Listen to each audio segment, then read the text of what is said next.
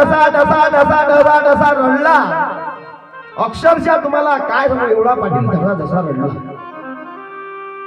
जिंदगी आपण पूर्ण व्यर्थ घालवली पाटलाला असं वाटलं.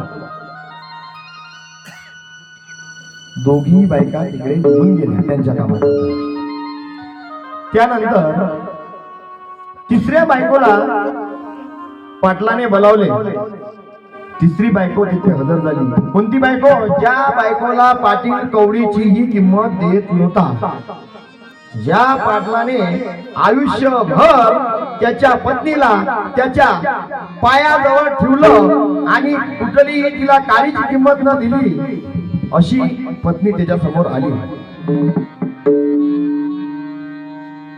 पाटील म्हणते, मी तुझ्यावर खूप अन्याय केला ग,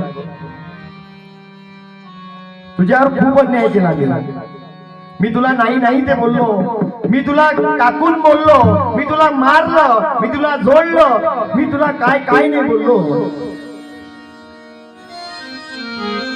माझा आता शेवटचा क्षण आला, तू माझ्यासोबत चालशील का? पाटील म्हणते, तू माझ्यासोबत चालशील का?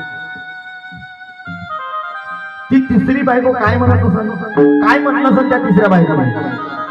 सांगा, द्या उत्तर तुम्ही. काय म्हटलं असेल त्या तिसऱ्या बायकोने?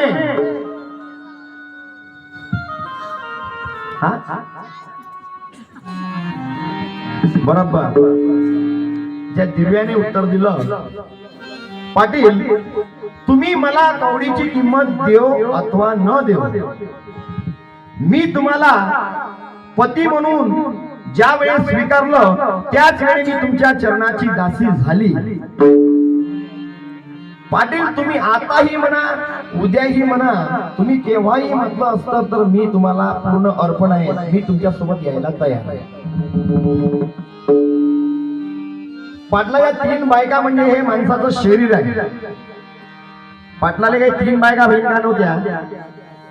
पाटलाले 3 बायका होते नाही, 3 बायका भेटत नाही. एक मी भेटवली महाराजच्या गावात, एक ट्रॅक्टरवर लोक आहे म्हणते, ते आळवे असे कळव्याच्या गुळानं असे अळसा लागते म्हणते. 3ची गोष्ट काय, कुठं जमते 3चा हिस्सा? हा, ते भेटून गेली, कशी भेटून गेली, काय भेटली माहित नाही.